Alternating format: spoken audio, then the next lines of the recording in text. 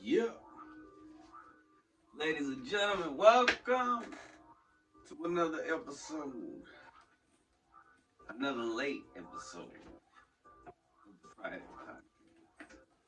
I just came from the chilling with the Odd Squad. We did not record a podcast, but we recorded some chess episodes. Now, those chess episodes had some music in the background that we may not be able to use, so hopefully we'll see what's up. Anyway, um, yeah, it's been an interesting week. A lot of negative shit in the news, a lot of negative shit on social media. I decided once again to take off Instagram and Facebook from my phone, as well as Twitter and Reddit. Just because there's a lot of a lot of negative shit on there. It was causing me negativity.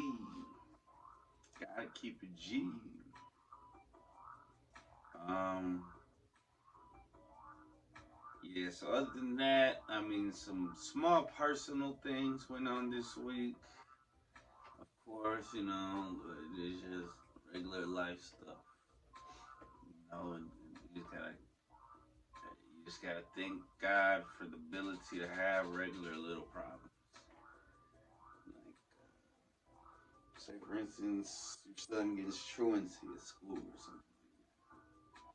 You know, it's not the end of the world. Um, it just means that you gotta make some steps and some changes. That's okay. That's a good thing. It's not a bad thing. Everything happens for a reason. Shout out to Homage for the shirt. I mean, I bought it, of course. Uh, yeah, it's been interesting. I've been kind of just focused on work lately. I get home and chill. I would talk to my mom. Some. I didn't really make a lot of clips. But I made a couple. What did I even do during the week? I slept a lot. Uh, but it was good. It was a good week. I can't complain. Blessed. Also got good news during the week. So, that's pretty tight. Let's see. How many times a day do you check your Facebook? Talk about synchrofunctionicity. Synchrofunctionicity. I was checking it every day too many times. You know, like at work and shit. Like I just shouldn't have been on there. Do you think regular, not cable TV shows has too much inappropriate content? I don't really watch those shows, so no, I don't think so. If you designed your own sushi roll, what would be in it and its name? I'm not a big sushi person, but I like California rolls. So I guess I make a Texas roll, and I put it'd be the same as a California roll, but you would add something crunchy or spicy or just different. Make it a Texas roll. If you could have any feature from an animal, what would you want? Wings, baby. Who have you learned the most from? Probably my parents. Finish this sentence as if it were your life. It was a dark and stormy night. I was inside my room, ready to light up a blunt, feeling so tight. Oh, that's a tape for If you were a fashion designer, what style of clothing or accessories would you design? Definitely t-shirts, pants and stuff. Regular shit. Maybe shoes. Designer shoes are usually. I mean, mainly t-shirts, jeans. What do you think of nonprofit organizations that pay their CEOs using donated funds? That's a tricky question. everybody's got to get paid, so I understand the hustle. But because I understand the hustle, I also know that a lot of the money that gets donated doesn't go to where they say it's going. And a lot of times, not all the time. Something you were accused of that you never did. I don't know if I should get into it. It was the reason why this podcast changed formats. Somebody told on me something that I didn't do, but because of that I had to change the format, and that's okay. You know what I mean? Because it made my podcast more popular, it made it more accessible. I used to smoke CBD on here, so now I don't do that. But there was also other things that I was accused of that I was like, what? You've been given money to purchase a major sports team. What team will you buy? And probably the Mavericks. That'd be a pretty fun team to buy. Let's see. Angel number of the week. It's late. It's Saturday, but I'm trying to get this done. Angel number 676. Secretofthetarot.com. TheSecretofthetarot.com says 676 is synonymous with passion and energy. The divine realm wants you to know that you can achieve anything you set your mind to. Zodiac Signs-horoscope.com says that angel number 676 is a symbol of love and harmony.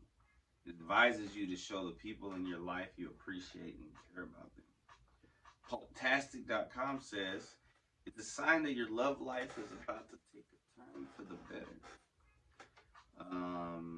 AstroMonth.com says that 676 is to reflect your current state and keep track of the progress. Healtholino.com, that's healtholino.com, says that 676 sends a message that you need to be patient. Maybe you want to change your situation, but the key of happiness and success is patience. AngelManifest.com says that angel number 676 conveys that feeling and advises the recipient to prepare to accept the blessings it encounters. I've also taken some psilocybin, so right now the numbers, the letters, and the numbers are starting to like move a little bit on the screen, which is pretty cool. But they're just looking 3D.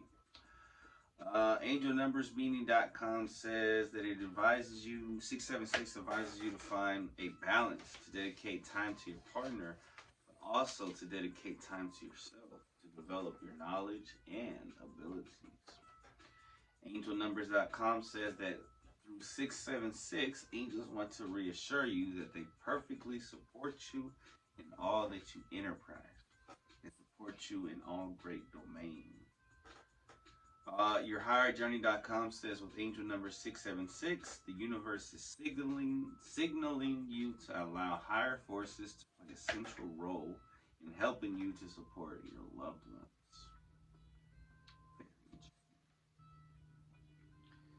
Moving on. So the spirit animal, I saw what I thought was a green ladybug. Apparently they're not actually green ladybugs. But before I found that out from the second one, the first one just says from symbolismandmetaphor.com says that a green ladybug, even though they don't exist, symbolizes prosperity, but that's what it looks like. Symbolizes prosperity, good health, good luck, new beginnings, and fertility. If you see a green ladybug, it is a sign that good things are coming your way. Ladybugs are often considered to be lucky symbols. In some cultures, they are believed to bring good luck and fortune. Ladybugs are also symbols of love and family. AnimalHype.com says a green ladybug. There are no green ladybugs in the world. If you think you have spotted one, it is most probably the cucumber spotted beetle that you have seen. These beetles are a symbol of prosperity and abundance. Seeing them is a good omen and indicates a substantial financial gain. Now, if you have crops, they're not good for your crops. Unlike the real ladybug. ATSHQ.com says that beetles encompass, because they're also beetles, they encompass the largest group of insects on Earth, which include over 300,000 different species. They can be herbivores or parasites, larvae or flying adults, pests or garden allies. With such a diverse group to choose from, it's no wonder beetles can symbolize a large variety of characteristics, traits, and events.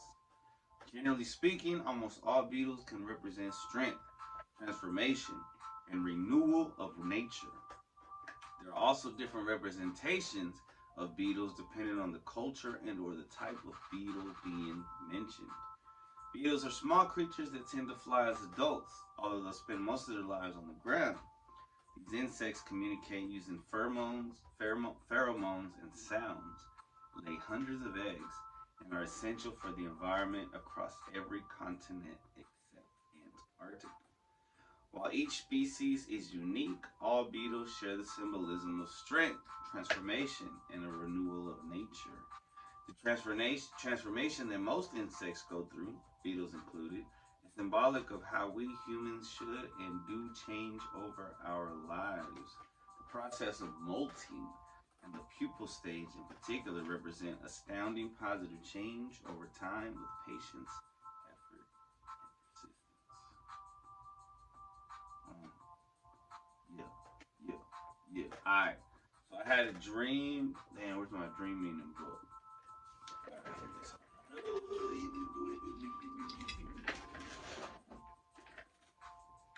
It was about, so I got either proposed to or a setup so I could propose, and in the dream she says yes. Now I don't know, I don't remember particularly who the woman was. It was a woman, and I'm excited and surprised, and that's the feeling I have during the dream. So I looked it up. DreamChrist.com says to dream of someone proposing to you. So if that's what it was that I remember dreaming. When you dream that someone is proposing to you, this indicates that good news will come soon. It is not always directly related to the feelings of love with your partner. Dreams like that don't always show that your marriage will happen quickly. So it may have nothing to do with marriage, which is fine. Daphneden, DAPHNEDEN.com says, dreaming about a proposal signifies an offer or a suggestion being made. This is a reminder for the dreamer to be wise in taking on offers and to grab them when it's beneficial for him. A proposal in a dream can represent an actual offer or suggestion that is being made in real life. DreamEncyclopedia.net says, to dream that you are being proposed to indicates that you are merging a previously unknown aspect of yourself. In some cases, this dream can suggest you are thinking about a serious long-term commitment to a person, project, or situation. Your reaction to the proposal in your dream indicates your true feeling about the commitment. AngelNumber.org says dreaming about the proposal can mean a lot, and in general, it symbolizes unexpected changes and events. And that's not necessarily a good thing. The correct interpretation of dreams can vary depending on a series of events, objects, and the setting in which the dream takes place. GoToHoroscope.com says to dream that you are being proposed to or proposing to someone, specify that you are meeting a formerly unidentified characteristic of yourself and your life.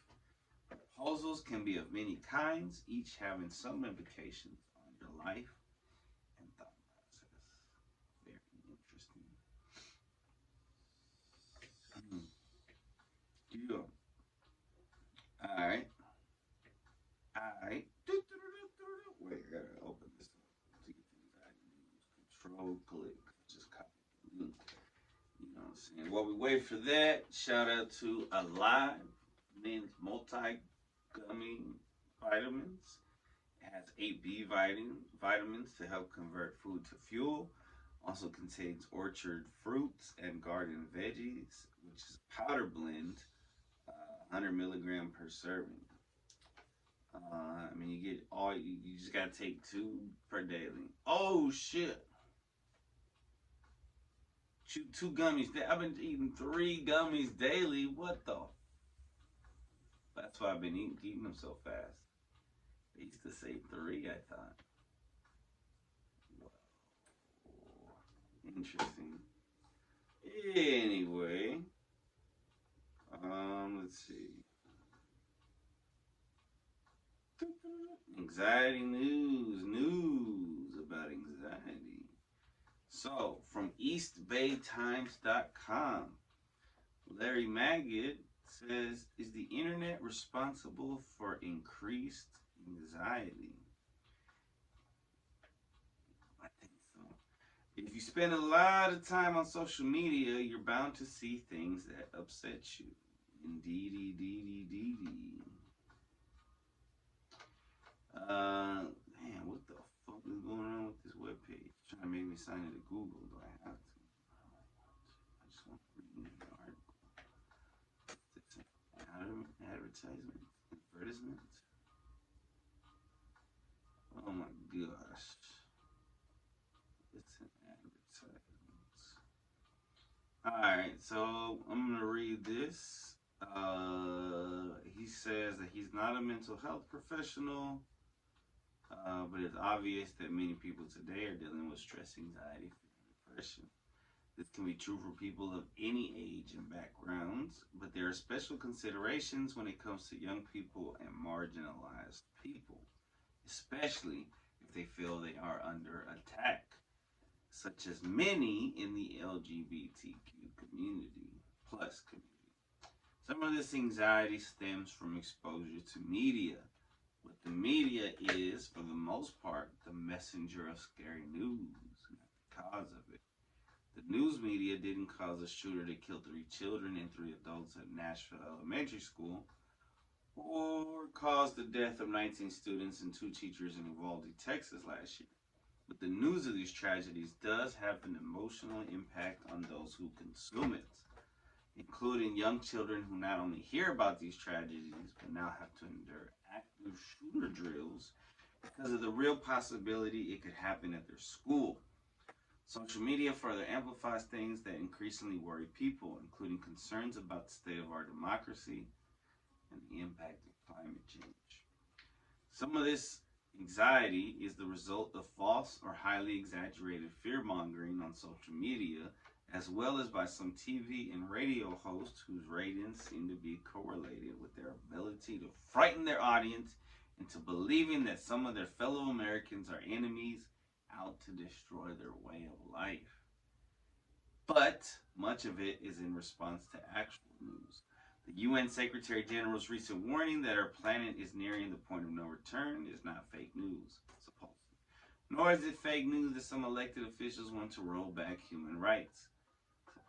For some of us, these are just political issues, but for many who are directly impacted, they can feel like existential threats. And there is, of course, the pandemic. Many of us are starting to go back to work or school and attend in-person meetings, but it's hard to shake off the impact of 2 years of near isolation. It's hard for adults, but imagine how it feels for a young person who has spent perhaps 20% of their life dealing with a pandemic. Is the internet to blame? This anxiety has increased just as many of us, including most children and teens, have been increasing our time online.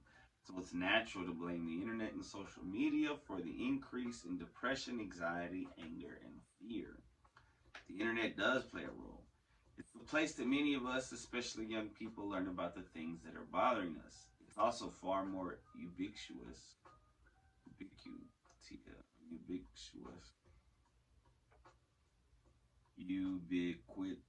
than it was before, especially for those who had to rely on it for schoolwork and even family events. So yes, there is a correlation between increased internet use and increased anxiety. But as scientists have shown over and over again, correlation isn't necessarily the same as causation.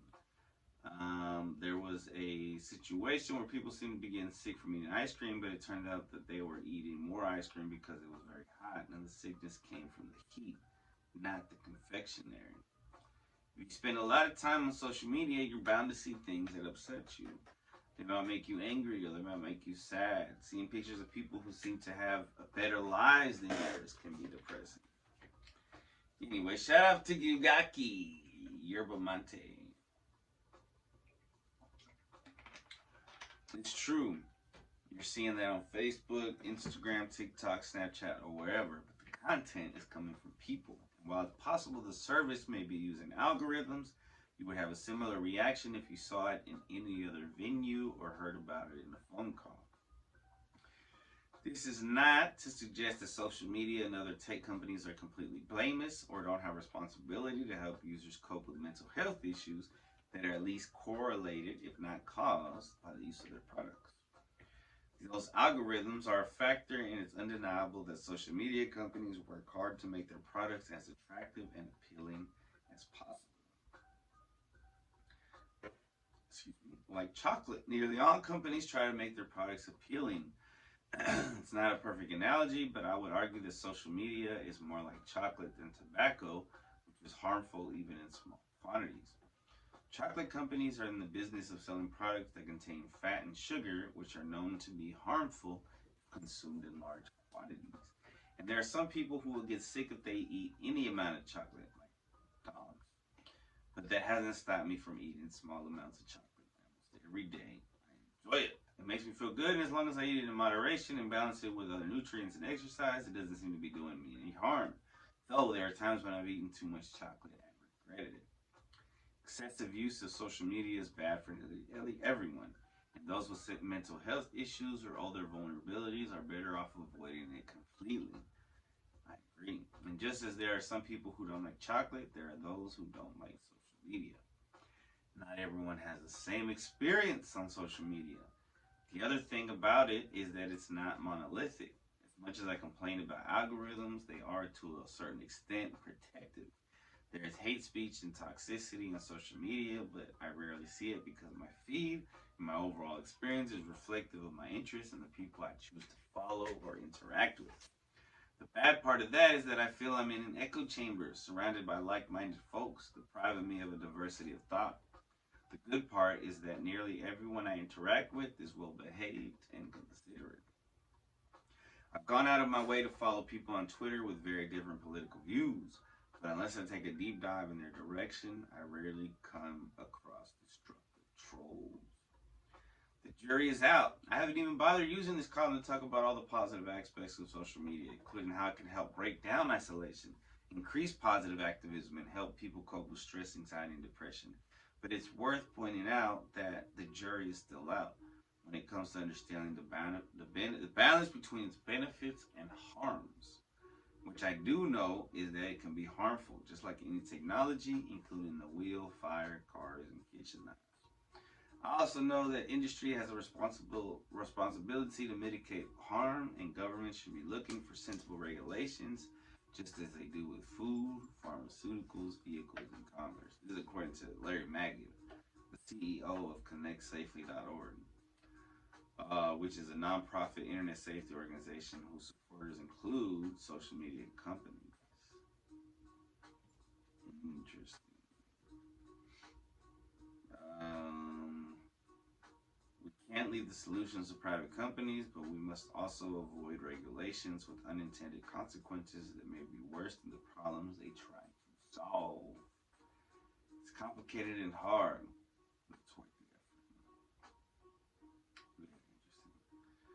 We're going to take a break and then we'll come back and wrap this baby up. Yeah. Alright, welcome back, ladies and gentlemen. Last night I stopped recording. This morning I started again. I ran out of room on my iPhone. And then I was like, you know what? I'm going to sleep. I'm fucking asleep. Let me fix this fucking. Today I got on shorts so I can actually walk in front of the camera. Yesterday I had on some just boxers, bro. Alright. Where do we stop off? I think we're doing the movie review. So, I was thinking about this movie the other day because it used to be my son's favorite movie when he was little. And recently, like a year or two ago, found out that the blue macaw actually became extinct from this movie. So, today we're going to talk about Rio. Never saw part 2, but that first one, my son used to dance to that beginning scene where everybody's dancing and stuff. And then whenever the birds would start getting caught, he'd pretend to get, he would get caught. It was the cutest.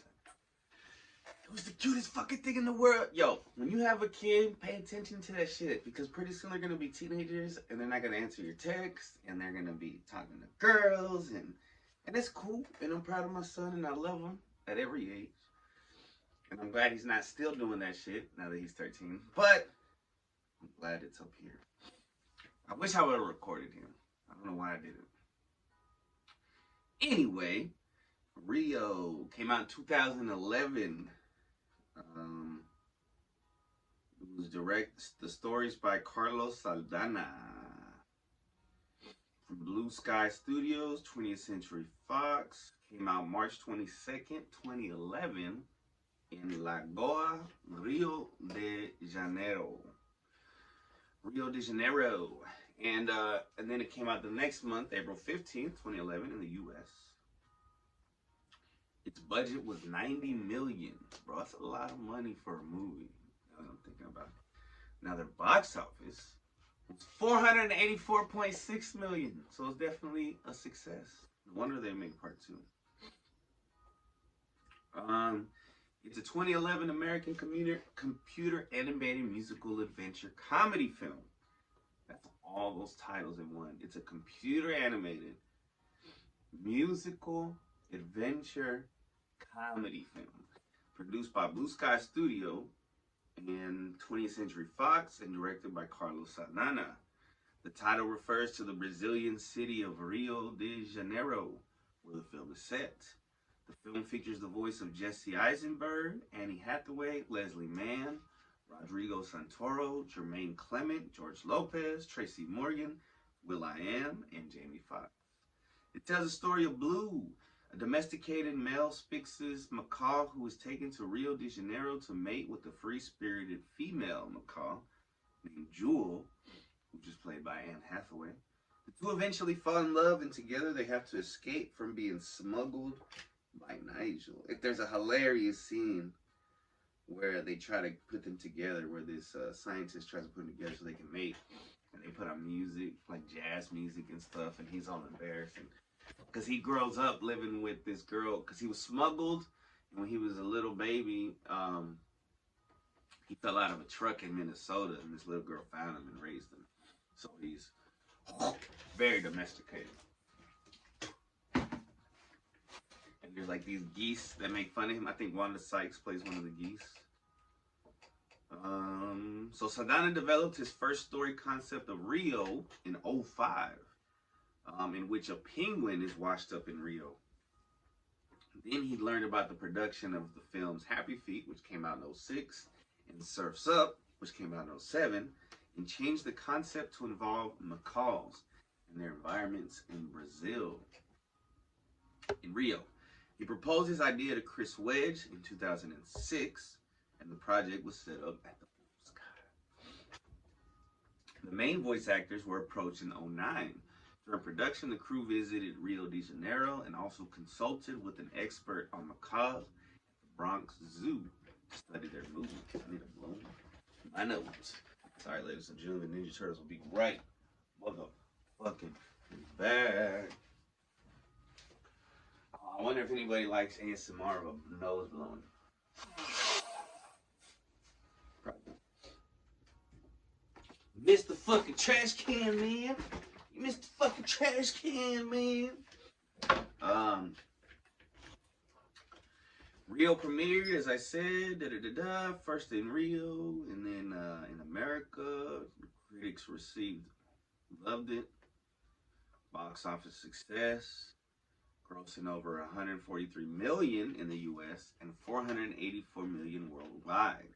It was nominated for Best Original Song for The Real in Rio, at the 84th Academy Awards, but lost to the other nominee, Man or Muppet from the Muppets. Bro, nobody saw the Muppets. Rio is one of the best movies for kids that's ever been created. That should have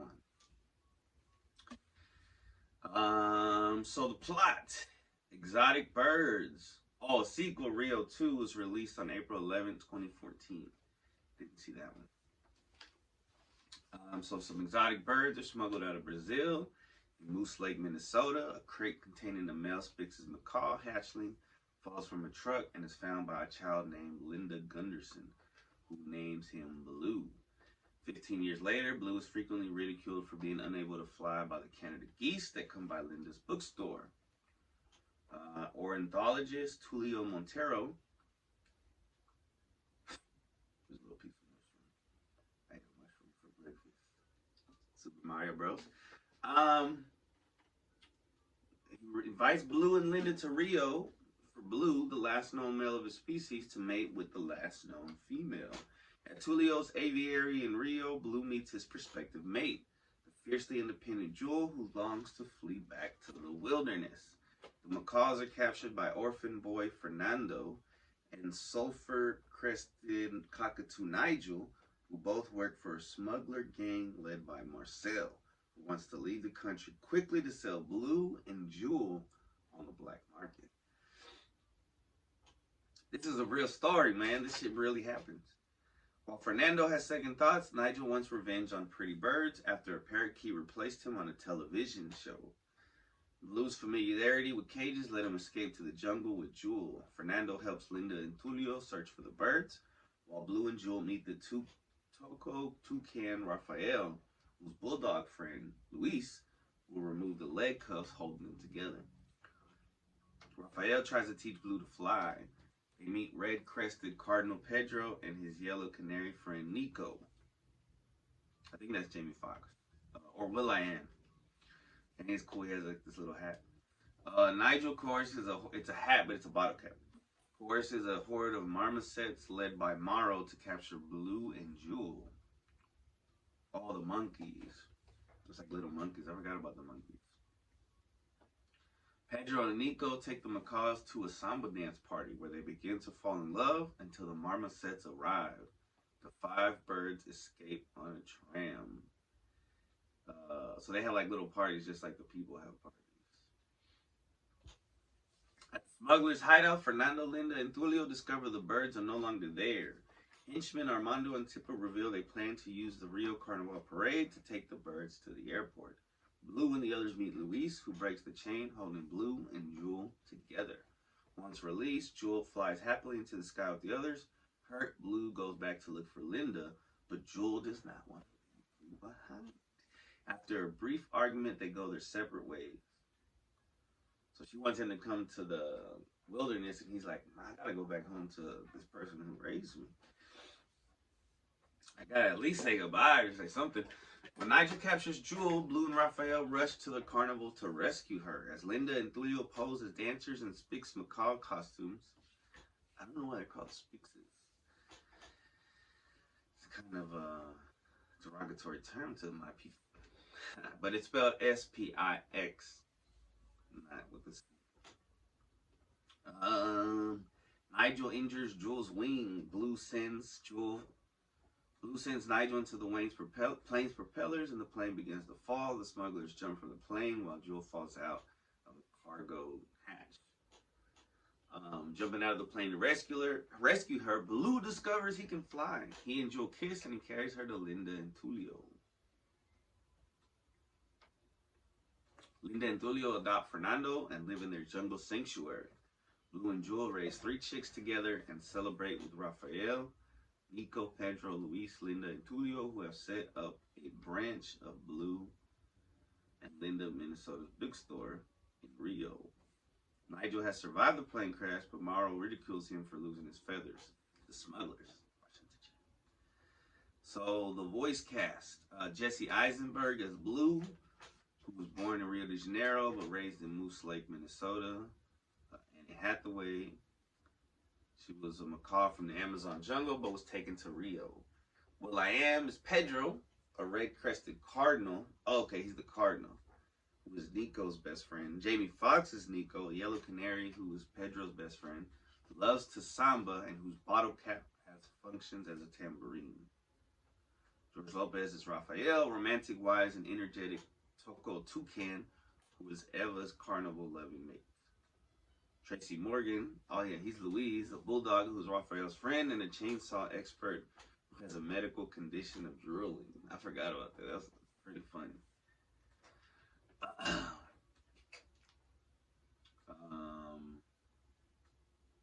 Jermaine Clement as Nigel, a sadistic sulfur-crested cockatoo who used to be a TV star, was replaced by a parakeet, causing him to have a strong hatred for pretty birds.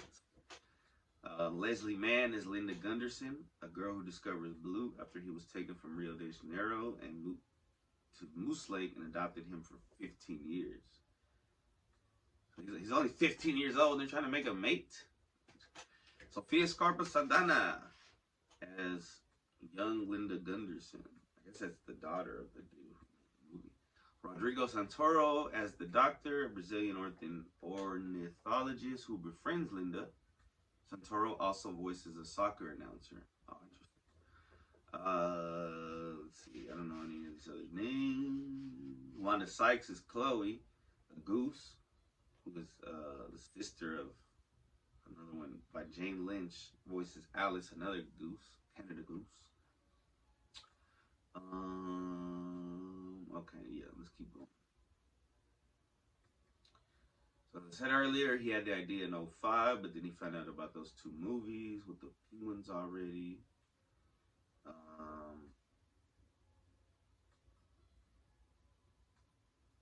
Neil Patrick Harris was supposed to voice Blue, but had other commitments outside production. He was later replaced by Jesse Eisenberg. Eisenberg was asked during the filming of The Social Network if he would do his voice recording on the weekends. And he agreed after reading the script, saying, "It was the perfect antidote to get out of the mindset of my character in Social Network. It was so severe and in some ways so joyless." Interesting. For music, they brought on board Sergio Mendes to act as a music guru and online living library. He in turn was able to reach out to artists such as Will I Am and Carlinos Brown to provide music for the film. Eisenberg and Anne Hathaway, who voiced Jewel, had acted together before when both were still teenagers, when they played siblings in the short-lived 1999 TV show Get Real. Hathaway stated in an interview that she didn't see Eisenberg during production of Rio, except socially throughout the process, but she was happy, very happy for all of his success. So they really even worked together. That's interesting. Rio, music from the motion picture, was released by Interscope. Some Brazilian musicians, some American musicians. There was a music video called Telling the World, which is on YouTube. Positively received. Reached 60 on the Billboard 200 charts. So the world premiere, we talked about that. Since May 2009, it had been rescheduled to be released in the US on April 8th, but in December 2010, it was rescheduled for a week later. The film was also dedicated to the memory of Clymen Campos Saldana. Marketing. In April 2011, Oreo announced its special edition Oreo cookies with blue cream in promotion of the film. That's kind of macabre. The promotion included stickers inside of each package of cookies. 2 types of contests were also announced. By completing the album of stickers, consumers could win 3 movie passes and medium snack bar combos. Second, by finding winning stickers and packages with prizes including a trip to Rio, backpacks, cinema passes for a year in 3D glasses. That would have been fucking dope. Promotion ended on May 30th, 2011. It was available in Ecuador, Peru, and Colombia.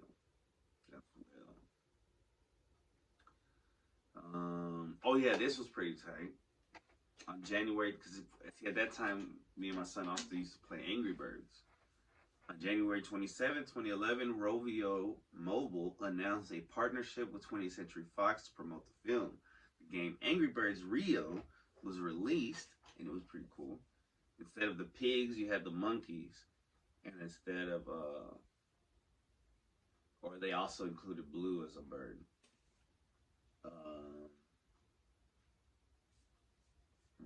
Angry Birds Rio was released March of 2011 on the Android market and Apple App Store with 50 levels. Rovio released more levels throughout 2011.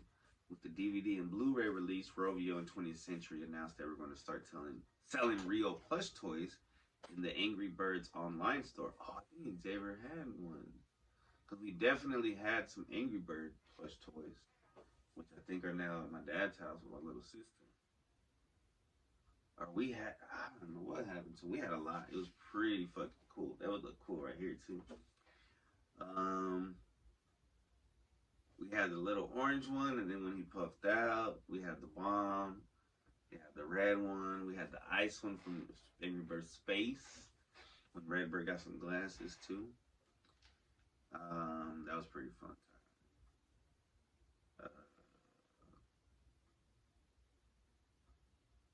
Yeah, I got to be a kid again with my kid when all that Angry Birds was out. What was cool about Angry Birds is they also had like a Star Wars version of it. And that allowed me to introduce Star Wars to my son, and because of that, he knew the story, and then we got to watch all the movies. So Angry Birds has a special place in my heart. The original ones, not the ones with legs and shit. I never watched that movie. Let's see. So on the DVD and Blu-ray comes with a code for 15 hidden levels, along with 3 Angry Birds Rio videos. Yes, I remember that.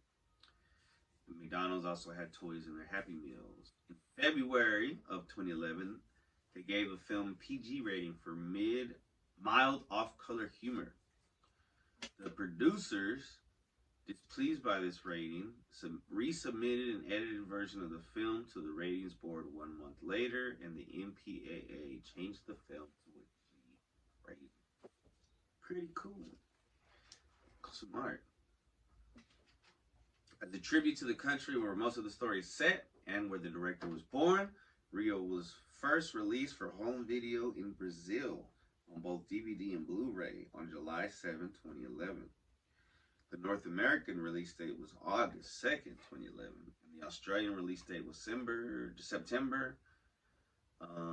As of June 2014, a total of 12 million Blu-ray and DVD units have been sold worldwide.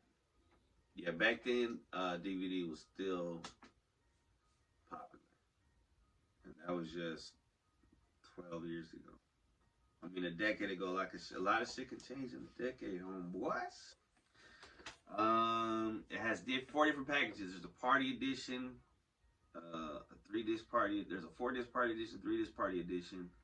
And it just has a Blu-ray, DVD, and a digital copy, and 3D Blu-ray, and all that shit you don't really need.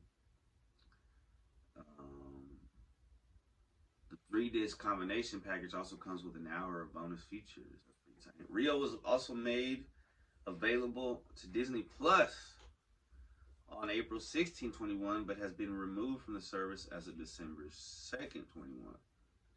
However, it still remains in certain regions such as New Zealand as of December 16th, but the film returned to Disney Plus on March 3rd, 23. This year, interesting. Whoa, like a month ago. They had some video games. It came out on the DS, PlayStation 3, Wii, Xbox 360. Never played it. Usually movie games aren't that good. Usually. But I mean, when I was a kid, I had this on the Super Nintendo. I had the Jungle Book game, which is actually pretty cool. You play as Mowgli and you can like throw bananas and shit. It was pretty tight. It's hard. I never got that far. But just turning it on, I mean, I get nostalgia feeling and just thinking about getting a Super Nintendo and just playing some games. Let's see, anything else? Whoa, in Brazil, the film's main setting and Saldanha's homeland, Rio was the largest release ever with 1,000 screens. Its opening weekend gross of 8.4 million was the biggest ever for an American film, surpassed 1 year later by Madagascar 3, Europe's Most Wanted, which we also took my son to see. And it didn't hit like Rio. On its second weekend, it earned 7.2, falling from just 14. Made a lot of money. It was the second highest income of the year after the Twilight Saga, Breaking Dawn, Part 1, which I did not watch. Not as cool as Harry Potter. In Russia, in the CIS, the top the box office with 11 million. This is just talking about money, money, money. It was this in Venezuela. It's earned 8, second highest all time behind Ice Age 3. Uruguay is the 4th highest grossing film after Titanic, Avatar, and Ice Age 3. In Peru, grossing 3.8, it's the 3rd. I really liked Ice Age 1. I don't even remember the other one. But Ice Age 1 came out when I was a kid. So it has 72% approval rating on Rotten Tomatoes. The straightforward movie hits great heights thanks to its colorful visual palette, catchy music, and funny vocal performances. Very true.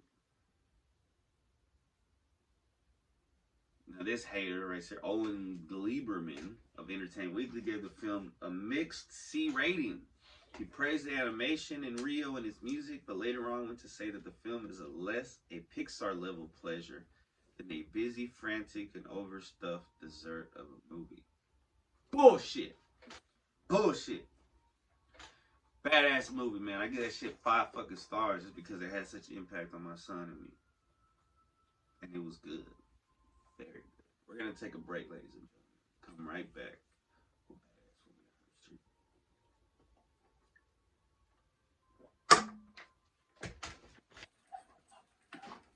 That's what I'm talking about.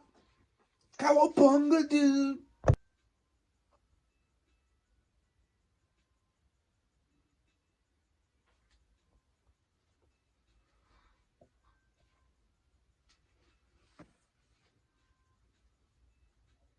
Sorry guys.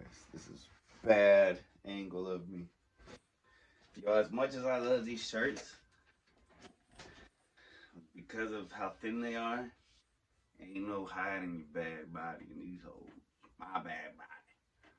My bad body. I mean, it's not a horrible body, but it's a bad body. Not a great body. Could be way better. All right, ladies and gentlemen. We are going to finish this episode up with the badass woman of history and hopefully a freestyle. Should got another energy drink on break. I guess I don't need it. Yo, actually, I was just thinking, because on the break, I read a little bit of the rest of the introduction to this book right here.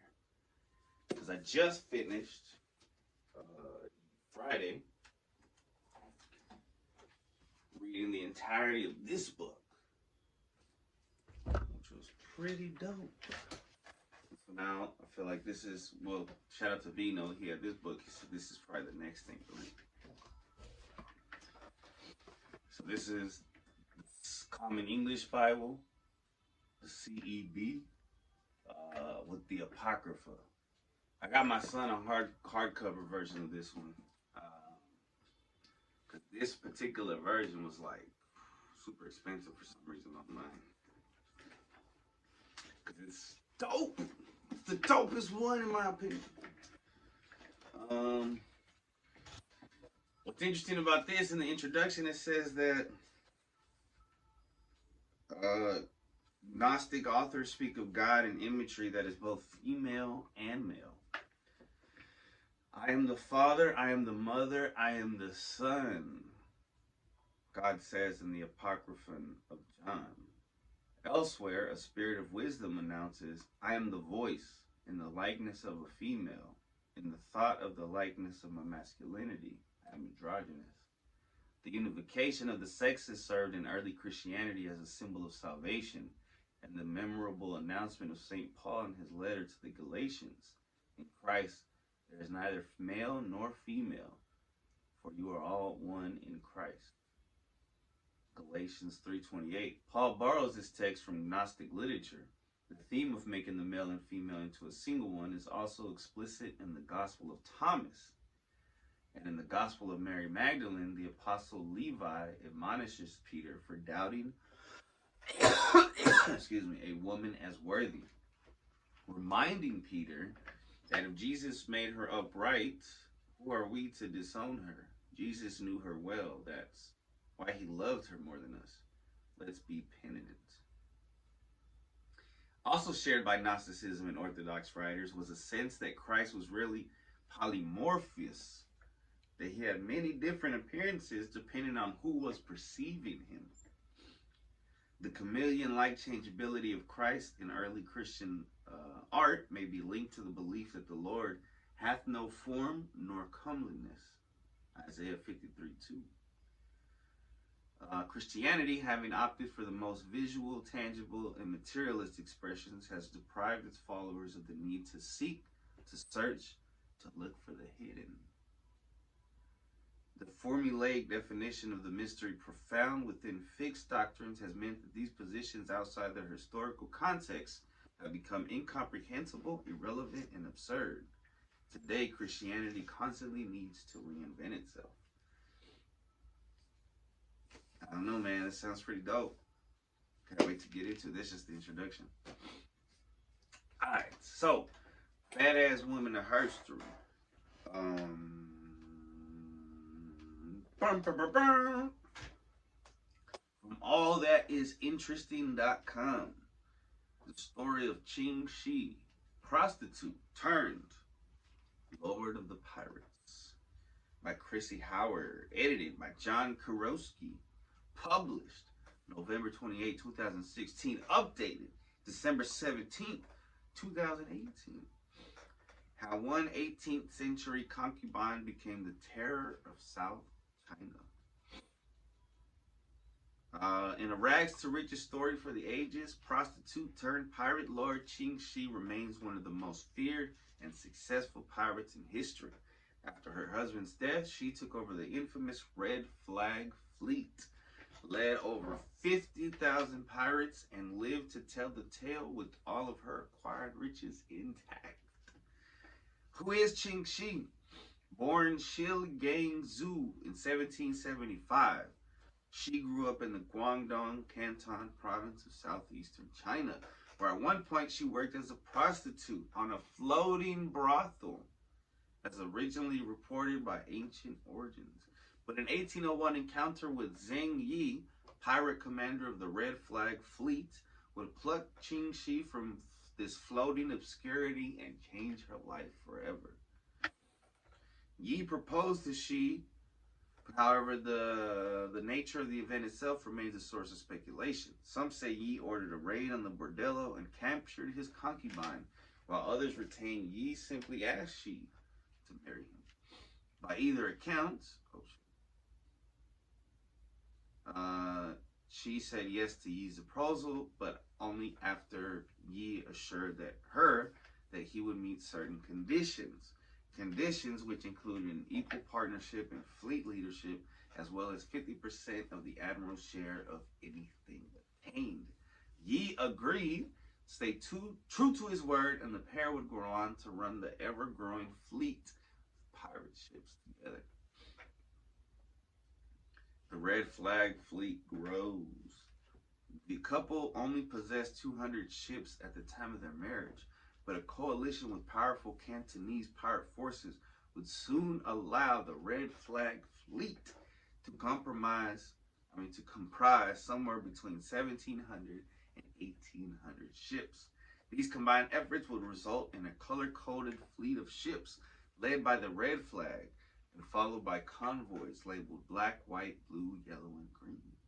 One of their largest successes came in 1804, when the fleet issued a blockade of a Portuguese trading port at Macau, located on the south coast of China.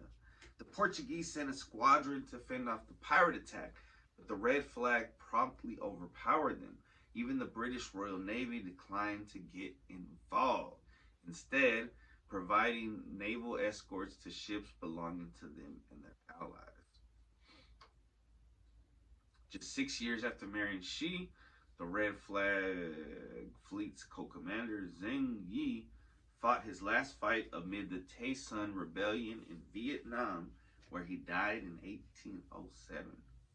Seeing an opportunity to rise to power, Shi, with the support of the fleet's second in command, Chang Pao, oversaw command of the entire squadron.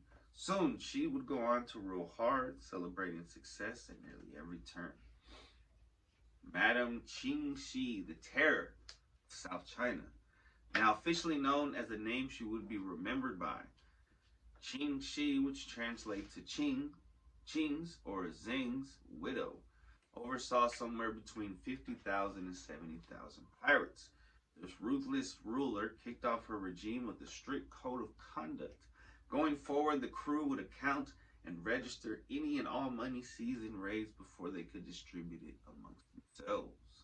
Likewise, the ship responsible for the capture would receive 20% of the bounty, with the remainder sent into a large collective fund that the entire fleet could enjoy. Anyone caught withholding the bounty would face severe whippings, and on some occasions, beheading.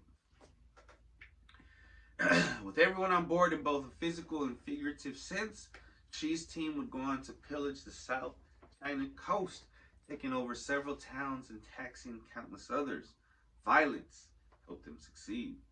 Indeed, Shi's fleet would often nail the feet of resistors to the decks of her ships before the real torture of beating began. This proved effective. Under Shi's rule, the fleet would sink 63 Chinese government vessels, which prompted British and Portuguese Navy to stay out of her affairs.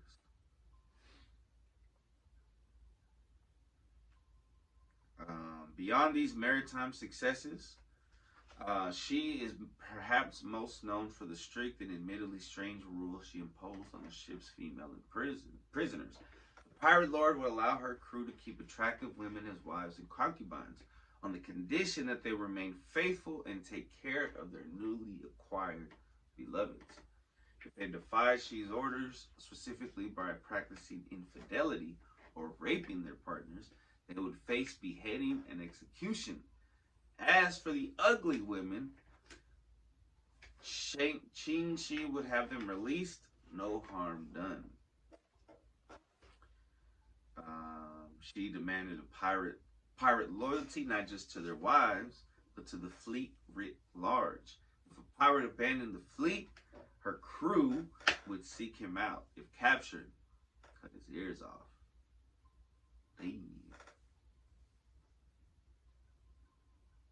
The end, I need some water, of the Red Flag Fleet and life after piracy.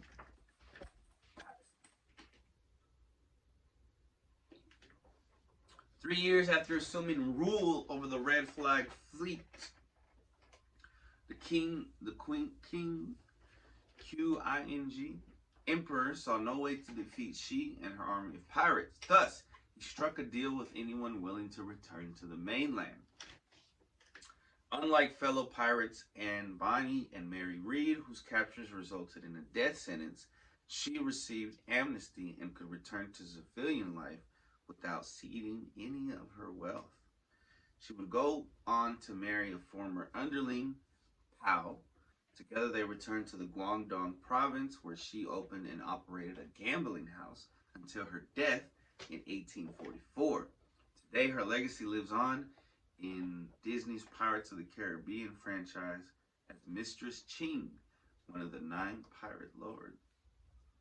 Interesting. I did not know that. Pretty fucking badass. Yeah. Let me clear my throat. Let me drink some water before I choke.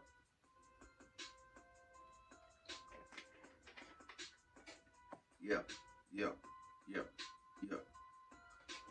Life is a mystery. We all trying to make history.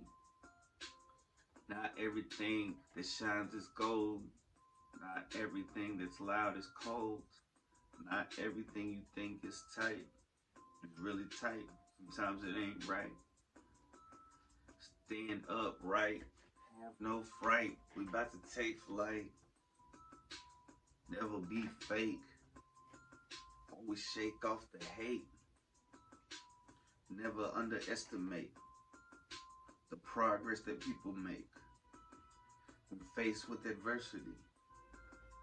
You haters can't curse at me, cause I'm shielded, protected, elevated, respected. You can check it on the scroll of life. I take a toll on life. I might stole your wife, not really. I'm just being silly, trying to pop a pilly, trying to feel illy. Man, what's the dilly?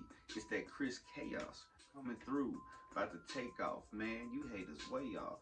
It's the payoff, man. And I slay all the MCs that think they can fuck with me. Mr. CXVB. Look at my initials on the keyboard. They all together, so be warned. My family, we stick together through any weather. When it gets better, we making cheddar. We make it rain. Not trying to cause no pain. But if you really force us, man, we come at you like a big fucking gang of some thugsters coming through, man, with some slugsters. Y'all some busters trying to fuck with us. Thank y'all for joining, ladies and gentlemen, to the Friday podcast. See y'all next week.